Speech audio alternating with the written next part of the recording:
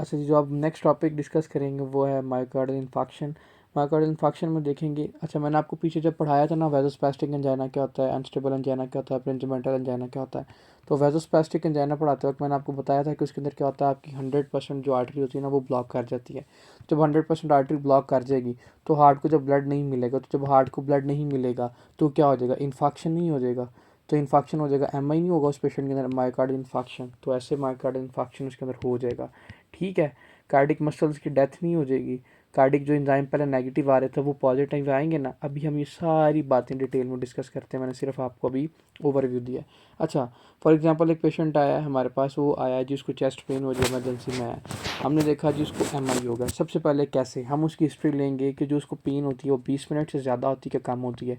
अंजाना वाले पेशेंट के अंदर हमने देखा था कि 20 मिनट से कम होती हैं, लेकिन इस पेशेंट के अंदर पता क्या होगा, 20 मिनट से जो पेन होगी वो ज़्यादा होगी।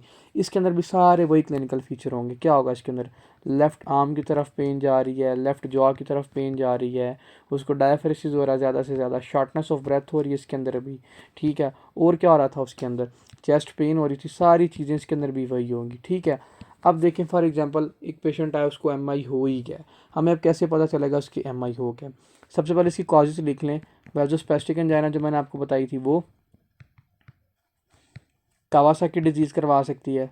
और कोकेन, कोकेन भी क्या करवा रही होती है, वेज़ोस्पैज़म नहीं करवा रही होती है ना आर्टरी का, तो वो भी क्या करवा सकती है, एंजाइना करवा सकती है। कावासाकी डिजीज़ कैसे करवाएगी, ये स्मॉल वेसल्स की इन्फ्लामेशन करवा देगी। तो ये स्मॉल वेसल की इन्फ्लामेशन करवा देगी, क्रोनरी आर्टरी की इन्फ्लामेशन करवा देगी, तो अगेन हार्ट की तरफ से ब्लड नहीं जाएगा। जब अगेन हार्ट की तरफ ब्लड नहीं जाएगा तो क्या हो सकता है, पेशेंट के अंदर दोबारा एम आई भी हो सकता है। ठीक है। वही सारी इसमें बातें हैं, डायफ्रेसिस, शॉर्टनेस ऑफ ब्रेथ, डिस्नी है, जो हमने सारी किधर डिस्कस की हैं बच्चों, हमने अंजाइना वाले पेशेंट के अंदर डिस्कस की हैं। अच्छा, फॉर एग्जांपल अगर कोई पेशेंट आया हमारे पास, उसको अंजाइना हो गया, सबसे पहले हमें पर कैसे पता चलेगा कि उसको अंजाइना हो गया, हम उसको इन्वेस्टिगेट करेंगे ना कि जो तुम्हें पेन हो रही है वो कितनी देर से हो रही है। तो वो कहेगा जी मुझे 20 मिनट से ज़्यादा हो गए, 40 मिनट हो गए, मेरी चेस्ट में पेन हो रही है, और पेन वैसी की वैसी है, ना कम हो रही है ना ज़्यादा हो रही है। ठीक है, ज़्यादा हो रही है लेकिन कम नहीं हो रही। ठीक है, ये इंपॉर्टेंट फीचर देगा आपको। इन्वेस्टिगेशन क्या करनी है, अगर तो एग्जामिनर आपसे पूछे कि एक पेशेंट आया, उसको लेफ्ट आर्म की तरफ पेन जा रही है, लेफ्ट जॉ की तरफ जा रही है, पीछे स्कैपुला की तरफ जा रही है, शॉर्टनेस ऑफ ब्रेथ हो रही है, डायफ्रेसिस हो रही है, उसको ज़्यादा से ज़्यादा ना स्वेटिंग हो रही है, तो आपका जो इन्वेस्टिगेशन ऑफ चॉइस टेस्ट होगा वो कौन सा होगा। वेरी इंपॉर्टेंट एमसीक्यूज, ईसीजी, ये आपने इसका आंसर देना। ठीक है। ये तो एक था इसका टेस्ट। अगर पूछा जाए कार्डिक मार्कर्स, कार्डिक ऐसे मार्कर कौन कौन से जो इस पेशेंट के अंदर हम चेक करेंगे, सबसे पहले आपने बताना बच्चों मायोग्लोबिन। अगर जब भी कार्डिक इसके सेल्स की डेथ होती है, निक्रोसिस होती है ना इसके अंदर, तो जो सबसे पहले आता है मार्कर इंक्रीज क्या आता है जिसका लेवल, वो आपका मायोग्लोबिन होता है, सबसे पहले आता है। ठीक है, 4 आवर के अंदर ही ये रेज कर जाता है इसका।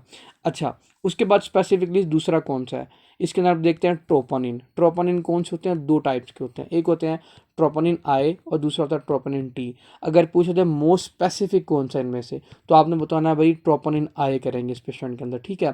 ट्रोपोनिन आई के अंदर क्या होता है, ये 4 से लेकर 6 घंटे तक ये रिलीज होता है, ब्लड में आता है। कब, 24 आवर पे ये पीक पे चला जाता है इसका लेवल, और आफ्टर 10 to 12 डेज ये दोबारा अपने नॉर्मल लेवल पे आ जाता है। ठीक है, 12 दिन बाद दोबारा नॉर्मल हो जाता है।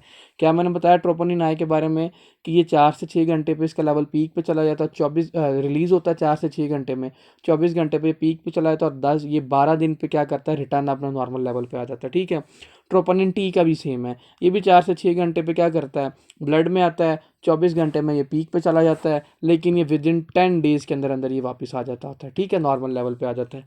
तीसरी इसमें इंपॉर्टेंट टेस्ट करेंगे हम, CK-MB। CK-MB क्या बताता है, बेसिकली ये भी 4 से 6 घंटे के अंदर आपके ब्लड में आता है, 24 घंटे पे ये भी पीक पे जाएगा, लेकिन ये आफ्टर 72 आवर पे ये नॉर्मल अपने लेवल पे चला जाएगा। मतलब 3 दिन बाद ना ये आपको ब्लड में नहीं मिलेगा। अगर फॉर एग्जांपल एक पेशेंट आया आपके पास एम आई का, ये आपको CK-MB किसके बारे में बताता है, मोस्ट लाइकली आपको री इन्फेक्शन के बारे में बताता है कि दोबारा एम आई हो गया। अब बताता हूँ कि कैसे दोबारा एम आई के बारे में बताता है। मेरे पास एक पेशेंट आया, उसको एम आई हो गया, मैंने सारे उसके कार्डिक मार्कर चेक किए, उसका CK-MB भी पॉजिटिव था। मैंने उसको मेडिसिन दे के घर भेज दिया। पेशेंट दोबारा आया मेरे पास 4 दिन बाद, 4 दिन बाद आया दोबारा, मैंने दोबारा उसके कार्डिक मार्कर्स देखे, उसके CK-MB का लेवल अगर स्टिल इंक्रीज है ना, तो इसका मतलब ये है कि इसको दोबारा क्या हुआ है, MI हो गया। ठीक है, क्यों? क्योंकि 3 दिन बाद तो भाई इसका लेवल नॉर्मल हो जाना चाहिए था, लेकिन अगर ये 3 दिन के बाद भी प्रेजेंट है, इसका मतलब ये है कि पेशेंट को दोबारा MI हुआ है। ठीक है, ये क्या करता है, री इन्फेक्शन के बारे में बताता है। और हम ALT का लेवल भी देखते हैं, इसमें इंक्रीज हुआ होता है। ठीक है, और किसका होता है, LDH का लेवल भी इसके अंदर इनको इंक्रीज हो सकता है। This is least important. जो इंपॉर्टेंट है वो कौन सा है, troponin T, CKMB, myoglobin, investigation of choice कौन सा है, ECG। बस इसके बारे में पता होना चाहिए। ठीक है, अच्छा फॉर एग्जांपल अगर किसी पेशेंट के अंदर अब किस हार्ट की वॉल का स्पेसिफिकली MI हुआ है, अब ये भी इंपॉर्टेंट है, ये भी देखना होता है। ये देखें, ये मैं ऐसे करके ना एक हार्ट बना देता हूँ समझाने के लिए ना, मैंने हार्ट बना दिया। ये देखें जी, ये इसका लेफ्ट एट्रियम है, ये इसका लेफ्ट वेंट्रिकुलर है, ये राइट एट्रियम है इसका, और ये राइट वेंट्रिकुलर है। अगर तो हो किसमें, लेफ्ट एंटीरियर डिसेंडिंग आर्टरी में क्या हो जाए बच्चों, ओक्लूजन हो जाए, उसकी वजह से जो ब्लड है वो हार्ट को नहीं मिल रहा, तो हार्ट की किस वॉल का MI हो सकता है। आपने बताना है किस लीड पे हम देखेंगे इसकी फाइंडिंग, और किस वॉल का MI हो सकता है। तो आपने बताना है एंटीरियर वॉल का MI हो सकता है। ठीक है, और जो इसकी लीड फाइंडिंग देखें ना, मैं बताता हूँ। देखें, अगर तो वो हुआ, अब उसने एंटीरियर को भी आगे 2 से 3 फर्दर डिवाइड कर दिया, एंटीरोसेप्टल हुआ, उसका सेप्टा का भी MI हो गया। तो जो हम ST एलिवेशन देखेंगे ना, कौन सी लीड पे ST एलिवेशन देखेंगे, तो आपने बताना V1 और V2 पे ST एलिवेशन देखेंगे। नंबर 1 इंपॉर्टेंट बात। दूसरा, अगर तो उसका एंटीरो एपिकल पार्ट पे हो ना, एपिकल नीचे निप्पल वाली साइड पे होता है इसका पार्ट, एंटीरो एपिकल पार्ट पे क्या हुआ, इसका MI हो गया, तो हम किस लीड पे ST एलिवेशन देखेंगे। आपने बताना है V3 और V4 लीड पे क्या देखेंगे, ST एलिवेशन देखेंगे। ठीक है, ST सेगमेंट एलिवेशन देखेंगे इसके अंदर। Very important MCQs। अगर एंटीरोसेप्टल है तो आपने बताना है V1 और V2, अगर एंटीरो एपिकल है तो V3 और V4। अच्छा, अब क्या हुआ, एंटीरियर और लेटरल वॉल, इसका MI हो गया, तो हमें किस लीड पे जाके ST एलिवेशन देखने को मिलेगी। तो आपने बताना है कि इस केस में जो हमें ST एलिवेशन मिलेगी वो मिलेगी बच्चों V5 और V6 के अंदर मिलेगी। ठीक है, इसके अंदर भी आपकी कौन सी मोस्ट लाइकली वो आर्टरी इन्वॉल्व हो सकती है, लाडा इन्वॉल्व हो सकती है, लेफ्ट इंटीरियर डिसेंडिंग आर्टरी भी हो सकती है। अगर ये ना हुई तो लेफ्ट सर्कमफ्लेक्स आर्टरी भी इसके अंदर इन्वॉल्व हो सकती है। ठीक है, मोस्ट लाइकली लाडा को आपने V1 से लेके ना V4 तक याद रखना होता है। ठीक है, ये लीस्ट चांसेस है कि V5 और V6 को जो एंटीरियर लेटरल है उसके अंदर लाडा, उसके अंदर लेफ्ट सर्कमफ्लेक्स आर्टरी भी हो सकती है। ठीक है, ये मैंने आपको बता दिया। दूसरी इंपॉर्टेंट बात, अगर तो फॉर एग्जांपल ये देखें, अगर उसका किसका MI हुआ, लेटरल वॉल का MI हो गया। ये MCQ आता है कि अगर उसके लेटरल वॉल का MI हो गया तो इसके अंदर कौन सी आर्टरी इन्वॉल्व होगी और किस लीड पे जाके हम फाइंडिंग देखेंगे। आपने बताना है कि लेटरल वॉल की कंडीशन में लेफ्ट सर्कमफ्लेक्स आर्टरी इसके अंदर इन्वॉल्व होगी, और जो हम इस पे एलिवेशन देखेंगे लीड पे वो 1 AVL पे ST एलिवेशन देखेंगे। वेरी इंपॉर्टेंट MCQs, ये भी याद रखना है। अगर तो फॉर एग्जांपल पेशेंट के अंदर क्या हुआ, इन्फीरियर वॉल ऑफ MI हो गया हार्ट की। ठीक है, इन्फीरियर वॉल पे, तो फिर किस लीड पे ST एलिवेशन देखेंगे। तो आपने बताना है 2, 3 AVF लीड पे क्या देखेंगे हम, इन्फीरियर वॉल MI, और पूछा जाए कौन सी आर्टरी इसके अंदर इन्फेक्शन हो रही है, कौन सी आर्टरी के अंदर ओक्लूजन हो रही है, तो आपने बताना right coronary artery. Very important MCQs।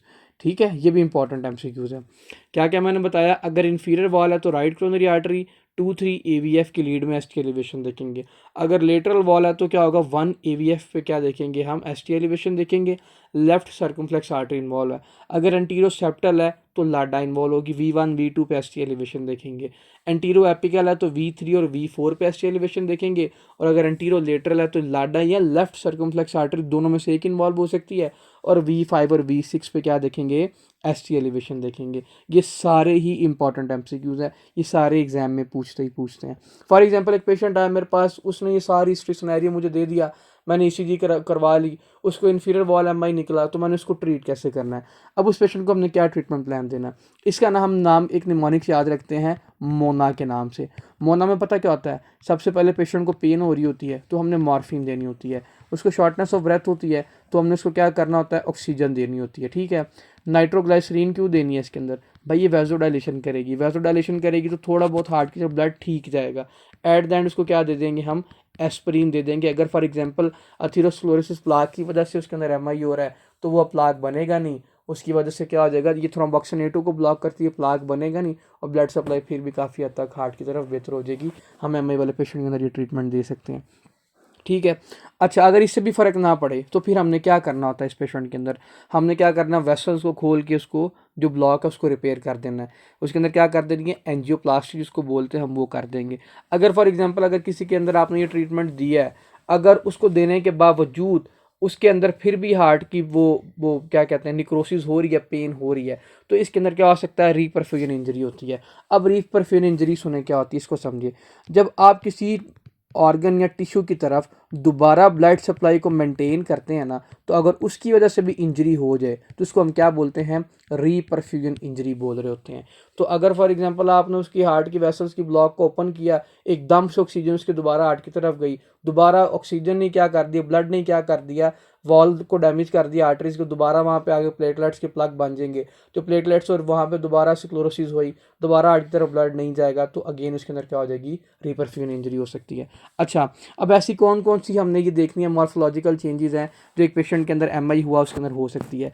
सबसे पहले आपने याद रखना कि अगर पेशेंट है ना आपके पास 4 घंटे से पहले पहले, इंपॉर्टेंट एमसीक्यूज आता है, पेशेंट हुआ एमआई का पेशेंट है, वो लेस देन 4 आवर अब इसके हुए और आपके पास आया है, तो उसके अंदर मोस्ट लाइकली हो सकता है उसको कार्डियोजेनिक शॉक भी हो सकता है। दूसरा इसके अंदर क्या हो सकता है, एरिदमियाज हो सकते हैं। वेरी इंपॉर्टेंट एमसीक्यूज कि लेस देन 4 आवर के अंदर क्या हो सकता है, कार्डियोजेनिक शॉक इस तरह होगा कि फॉर एग्जांपल जब ब्लड ही नहीं जा रहा हार्ट की तरफ, हार्ट कॉन्ट्रैक्ट नहीं करेगा, तो जब हार्ट कॉन्ट्रैक्ट नहीं करेगा उसकी वजह से क्या हो जाएगा, हार्ट फेल नहीं हो जाएगा, इस तरह क्या हो जाएगा, कार्डियोजेनिक शॉक हो सकता है उस पेशेंट के अंदर।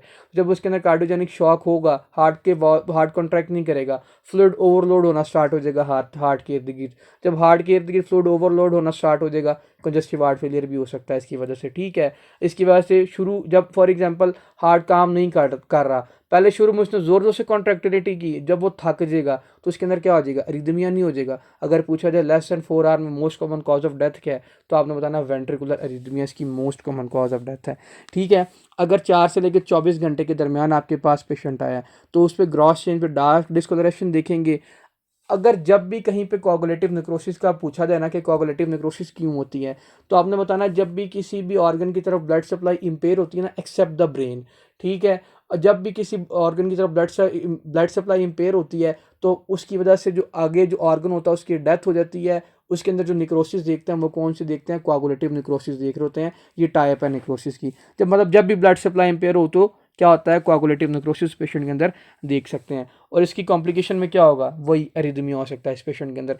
1 से 3 दिन पे पेशेंट आ रहा है इसके अंदर, आपको पता है जो फर्स्ट लाइन डिफेंस के लिए जाके लड़ते हैं अपने सेल, वो कौन से होते हैं, न्यूट्रोफिल होते हैं। तो न्यूट्रोफिल जाएंगे, वो जाके जो हमारी हार्ट की जो पेरिकार्डियम लेयर है वहाँ पे जाके इन्फ्लामेशन स्टार्ट करवा देंगे, पेरिकार्डाइटिस करवा देंगे। तो पेरिकार्डाइटिस का कैसे हमारे पास आता है, पेशेंट का क्या फीचर होते हैं। फॉर एग्जांपल एक पेशेंट को एमआई था, एमआई के उसको 1 से 3 दिन के अंदर अंदर उसको फिर क्या हुआ, उसने कहना जब मैं लेटता हूँ तो मेरी पेन ज़्यादा हो जाती है, जब मैं बेंडिंग फॉरवर्ड आगे की तरफ बढ़ता हूँ तो मेरी पेन कम हो जाती है। तो आपने बताना जी अब इसको पेरिकार्डाइटिस हो रहा है।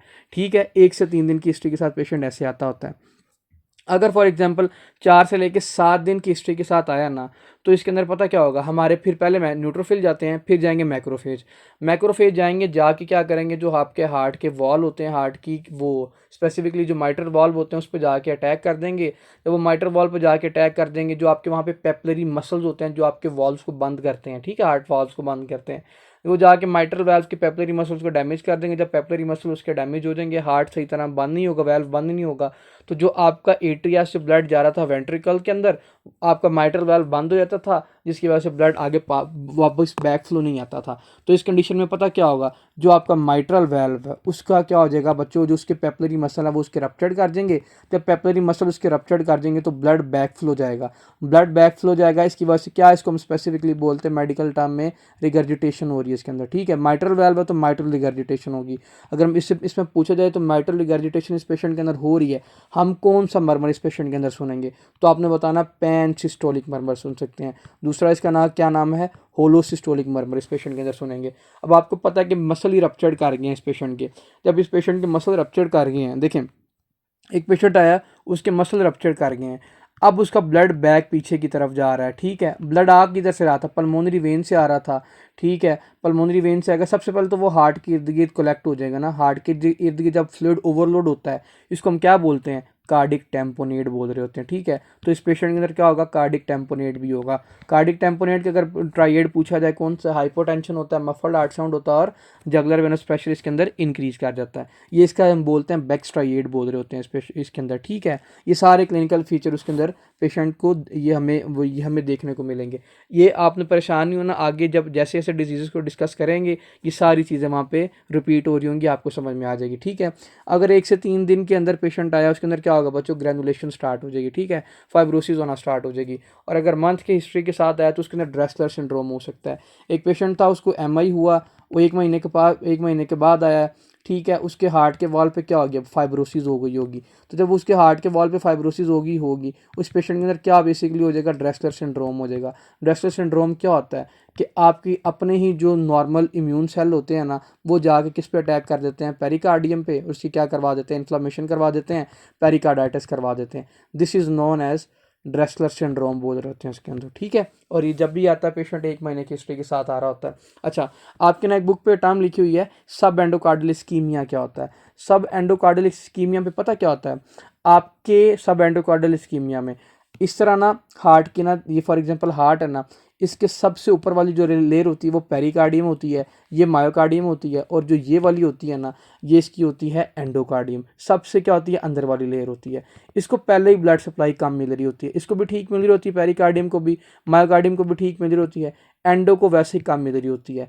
तो अगर फॉर एग्जांपल इनिशियली उसको हुआ ना एमआई, तो उसके अंदर हम अभी एसटी एलिवेशन नहीं देखेंगे, क्यों, अगर उसको सब एंडोकार्डियम एस्कीमिया हुआ ना, मतलब कि एंडोकार्डियम का एस्कीमिया हो गया, तो इसके अंदर हम एसटी एलिवेशन नहीं देखेंगे, एसटी डिप्रेशन देखेंगे। अगर पूछा जाए क्यों एसटी डिप्रेशन देखेंगे, तो आपने बताना भाई इसको तो पहले ही ब्लड सप्लाई थोड़ी मिल रही थी, ठीक है, अभी इसका उतना लेवल नहीं हुआ कि जाके जो वो लीड्स पे और एसटी एलिवेशन कर दे ईसीजी वाली लीड पे, ठीक है। इसलिए हम इस पर क्या देखेंगे, एसटी डिप्रेशन देखेंगे, एसटी एलिवेशन नहीं देखेंगे। इसमें जो प्लस पॉइंट है, हमें कैसे पता चलेगा कि इसके अंदर ये एम आई का ही पेशेंट है, क्योंकि इसके अंदर एसटी डिप्रेशन हो रहा है बच्चों, इसके अंदर जो कार्डिक एंजाइम होंगे ना वो पॉजिटिव होंगे, ठीक है। कार्डिक एंजाइम कौन कौन से थे, कार्डिक बायोमार्कर कौन कौन से थे, वही ट्रोपोनिन, मायोग्लोबिन, CKMB, IT, जितने भी AS ALT LDH, सारे उस पेशेंट के अंदर क्या होंगे, पॉजिटिव होंगे। और इसको हम क्या बोलते हैं, नॉन स्टेमी बोल रहे होते हैं, non ST segment elevation MI बोल रहे होते हैं, ठीक है।